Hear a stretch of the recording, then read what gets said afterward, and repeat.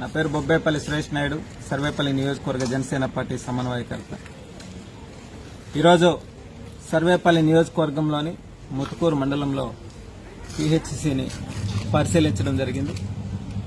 ఎందుకంటే మన సర్వేపల్లి శాసనసభ్యులు సోమిరెడ్డి చంద్రమోహన్ రెడ్డి గారు నిద్రలేస్తే పేదలు గిరిజనులు చదువుకోవాలా, వాళ్ళ ఆరోగ్యంగా ఉండాలా, వాళ్ళ సమాజంలో బాగుండాలా అనేటువంటి తప్పించేటువంటి వ్యక్తి ఈ రాష్ట్రంలో మొదటి వ్యక్తిగా ఆయన్నే అనుకోవాలి.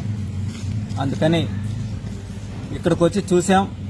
అయితే హాస్పిటల్ వాతావరణంలో కొంత వాసనలు, అదేవిధంగా స్టాఫ్ కూడా క్లీనింగ్ చేసేవాళ్ళు తక్కువగా ఉన్నారనేటువంటి విషయం కూడా తెలిసింది.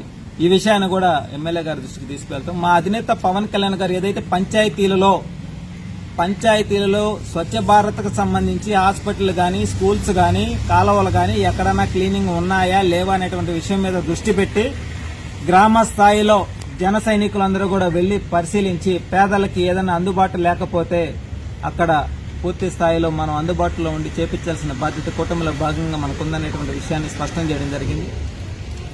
అదే కాకుండా ఇటీవల కూడా ఒక చిన్న ఘటన మీద నా దృష్టికి రావడం, దాని మీద కూడా ఇక్కడికి వచ్చి పరిశీలించాలనేటువంటి ఆలోచనతో ముందుకు వచ్చాం.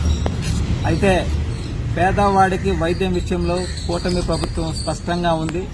ఎక్కడైనా సరే ఈ సర్వేపల్లి నియోజకవర్గంలోని 117 పంచాయతీల్లో పిహెచ్సిలు గాని, సిహెచ్సిలు గాని బాధ్యతారహితంగా అక్కడ గాని జరిగితే, పేదవాడికి ఏదైనా అన్యాయం జరిగితే, పేదవాడికి వైద్యం విషయంలో పట్టించుకోకపోతే ఎవరిని కూడా ఉపేక్షించేది లేదని చెప్పి మనస్ఫూర్తిగా తెలియజేస్తున్నాం. ఎందుకనంటే కూటమి ప్రభుత్వం పేదల కోసం, పేద బడుగు బలహీన వర్గాల కోసం వారు ఆయురారోగ్యాలతో ఉండాలనేటువంటి ఆలోచనతో లక్షల రూపాయలు ప్రైవేట్ హాస్పిటల్కి కుమ్మరిచ్చి వాళ్ళు ఇంకా పేదరికంలోకి వెళ్లిపోకూడదు, వాళ్ళందరికీ కూడా మంచి వైద్యాన్ని అందించాలనేటువంటి ఆలోచనతో ముందుకు వెళ్తున్నాం. కాబట్టి అందులో భాగంగా ఈ ముతుకూరు మండలం అంటే చుట్టుపక్కల పరిశ్రమలు వివిధ ప్రాంతాల నుంచి వచ్చి జానెడు పొట్ట నింపుకోవడం కోసం 12 గంటలు, 8 గంటలు, 24 గంటలు కూడా కంపెనీలలో పనిచేసి వాళ్ళకు వచ్చిన డబ్బులు కుటుంబ పోషణే కాదు, అనారోగ్య సమస్యలతో, పొల్యూషన్తో అల్లాడిపోకుండా ఉండాలనేటువంటి ఆలోచనతో వాళ్ళకి సంబంధించినటువంటి ల్యాబ్ టెస్టులు కానీ ఏదైనా సరే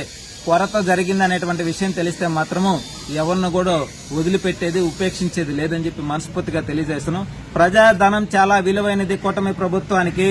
ఒక్క రూపాయి కూడా అవినీతి జరిగినా, అక్రమాలు జరిగినా, పేదవాడికి న్యాయం జరగకపోయినా ఎవరిని కూడా వదిలిపెట్టము. మా అధినేత పవన్ కళ్యాణ్ గారు మాకు ఇచ్చినటువంటి సూచనల సలహాలతో గ్రామ స్థాయిలో ఎక్కడైనా సరే వైద్యం గురించి ఎవరికి ఇబ్బంది వచ్చినా మాకు ఒక ఫోన్